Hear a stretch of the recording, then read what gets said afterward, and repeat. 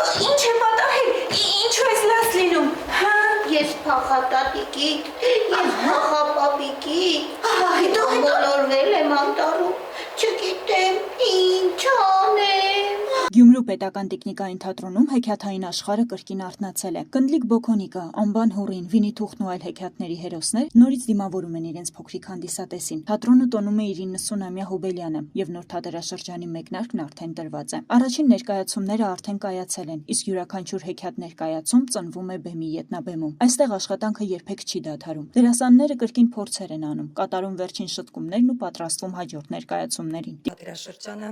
բացեցինք Ավետիք Իսահակյանի 150-ամյակին նվիրված միջոցառմամբ։ Միջոցառումն իրենից ներառում էր ներկայացում, որը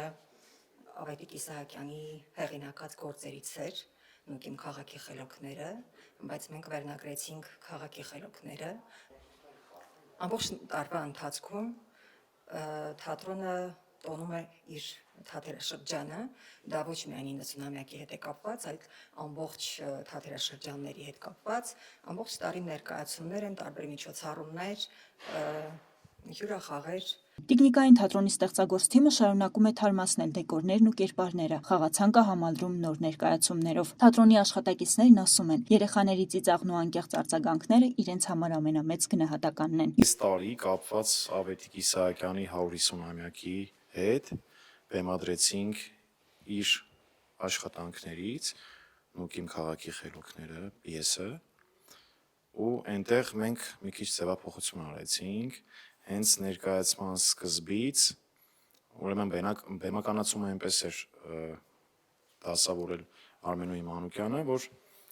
հենց ներկայացման սկզբից երևում են մեր 4 մեծերը, ուրեմն Ավետիք Իսահակյանը, Հովհաննես Շիրազը, Մհեր Մկրտչյանը եւ Հովհաննես Թումանյանը։ Ներկայացումը սկսվում է իրենցով ու ներկայացումը բեմադրում է հենց ներկայացման մեջ ներկայացում է բեմադրում Մհեր Մկրտչյանը։ Մեր հանդիսատեսից միշտ է մեզ մեր հանդիսատեսը ոգևորում ու տարիքային շեմը բացարձակ կապ չունի։ Ներկայացումը Կազլովի դեպի օվկիանոս խաղաղ բլուրների վրայով ներկայացումն է, որտեղ տիկնիկներն լինելու են հարթակային, այսինքն նույն հարթության վրա երևում է եւ տիկնիկը եւ դերասանը։ Ես այս ներկայացման մեջ մարմնավորելու եմ աղվեսի կերպարը։ Թատրոնում մշտապես էներգիան կա, դա կախարդական ուժ է, դա մի անբացատրելի բան է։ Մանորը երևի թե կշարունակենք հայտնի հեքիաթով Գեյսերի Գրինչը, ներկայացումը տիկնիկային հիմք չունի, այլ դրամատիկ խաղ է եւ հստակ դերակատար ունենք, որին մշտապես ասում էինք, որ դու անպայման պիտի այս դերը խաղաս, դա է Արթուրը Բեկջանյան,